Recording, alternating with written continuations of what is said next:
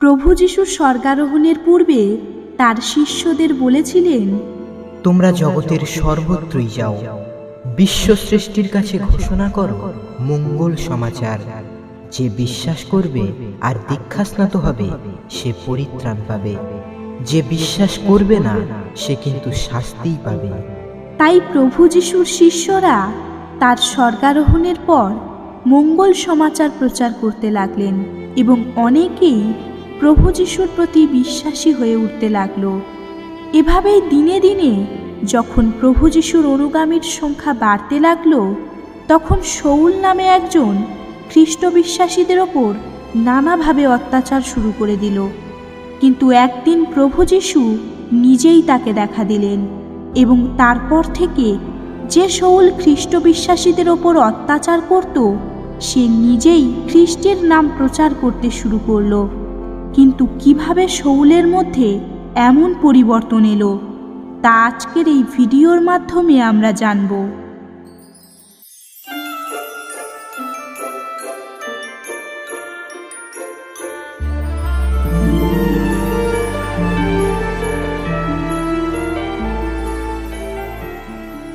তখনও শৌল প্রভুর শিষ্যদের বিরুদ্ধে হুমকি দিয়ে বলে বেড়াচ্ছেন যে তিনি তাদের শেষ করে দেবেন। একদিন মহাযাজকের কাছে গিয়ে তাকে তিনি দামাস্কাসের সমাজগৃহগুলির সদস্যদের কাছে এই মর্মে পত্র লিখে দিতে অনুরোধ করলেন যে খ্রিস্টের অনুগামী পুরুষ বা নারী কাউকে পেলেই তিনি যেন তাদের বন্দি করে জেরুসালেমে নিয়ে আসতে পারেন। পথ চলতে চলতে তিনি দামাস্কাসের বেশ কাছেই এসে গেছেন। এমন সময় হঠাৎ একটি আলো আকাশ থেকে নেমে এসে তার চারিদিকে উজ্জ্বল হয়ে জ্বলতে লাগলো। তিনি মাটিতে পড়ে গেলেন এবং শুনতে পেলেন কার যেন কণ্ঠস্বর তাকে বলছে, শৌল, শৌল, কেন আমাকে নির্যাতন করছো? তিনি জিজ্ঞেস করলেন, আপনি কে প্রভু? উত্তর এলো, আমি যিশু, যাকে তুমি নির্যাতন করছো। এখন ওঠো, নগরে প্রবেশ করো। তোমাকে যে কি করতে হবে সেখানেই তোমাকে তা বলে দেওয়া হবে। শৌলের সহযাত্রীরা অবাক হয়ে সেখানে দাঁড়িয়েছিল। সেই কণ্ঠস্বর শুনেও তারা কাউকে দেখতে পাচ্ছিল না। শৌল তখন মাটি থেকে উঠলেন, তার চোখ খোলা, অথচ তিনি এখন কিছুই দেখতে পাচ্ছেন না। তাই লোকেরা তাকে হাত ধরে দামাস্কাসে নিয়ে চলল। 3 দিন ধরে তিনি দৃষ্টিহীন হয়েই রইলেন, কিছুই খেলেন না, জলও স্পর্শ করলেন না। তখন দামাস্কাসে আনানিয়াস নামে একজন শিষ্য ছিলেন। তাকে দর্শন দিয়ে প্রভু তাকে ডাকলেন।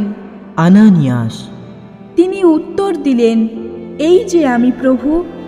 প্রভু তাকে বললেন, যাও, সরল সরণী নামে রাস্তায় গিয়ে সেখানে জুদার বাড়িতে তারসাস নগরের শৌল বলে একজন লোকের খোঁজ করো।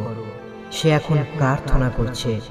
দিব্য দর্শনে সে দেখতে পেয়েছে আনানিয়াস নামে একজন এসে তার দৃষ্টিশক্তি ফিরিয়ে দেবার জন্য তার উপর একবার হাত রাখছে। আনানিয়াস উত্তর দিলেন, প্রভু, ওই লোকটির বিষয়ে অনেকেরই কাছে শুনেছি যে জেরুসালেমে সে আপনার পুণ্যজনদের কত ক্ষতিই না করেছে। যারা আপনার নাম নেয় তাদের বন্দি করবার জন্যে প্রধান যাজকদের দেওয়া ক্ষমতা নিয়েই সে নাকি এখন এখানে রয়েছে। প্রভু কিন্তু তাকে বললেন, তুমি যাও, কারণ বিজাতীয়দের কাছে, তাদের রাজাদের কাছে এবং ইসরায়েলীয়দের কাছে আমার নাম বয়ে নিয়ে যাবার জন্য সে যে আমার মনোনীত পাত্র। আমি নিজেই তাকে বোঝাবো আমার নামের জন্য তাকে কত দুঃখ কষ্ট পেতে হবে। আনানিয়াস তখন সেখানে গেলেন।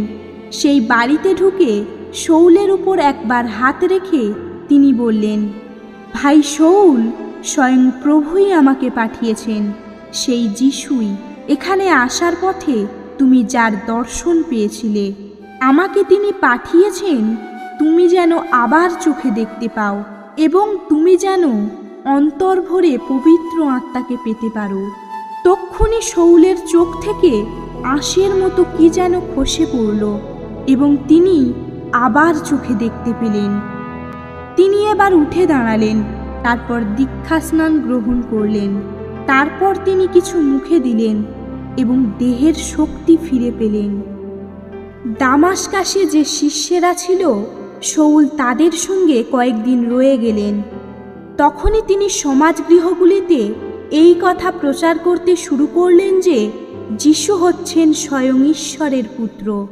সেই সময় যারা যারা তার কথা শুনল, তারা সবাই স্তম্ভিত হয়ে বলতে লাগলো, সে কি? যারা ওই নাম নেয়, জেরুসালেমে যে লোক তাদের সর্বনাশ করে বেড়াতো, যে লোক তাদের বন্দি করে প্রধান যাজকদের কাছে নিয়ে যাওয়ার জন্যই এখানে এসেছিল, এ লোকটা কি সেই লোক নয়? কিন্তু শৌলের প্রচার ক্ষমতা দিন দিন বাড়তে লাগলো। যিশুই যে খ্রিস্ট, এই কথা প্রমাণ করে তিনি দামাস্কাসের ইহুদিদের দিশেহারা করে দিতে লাগলেন।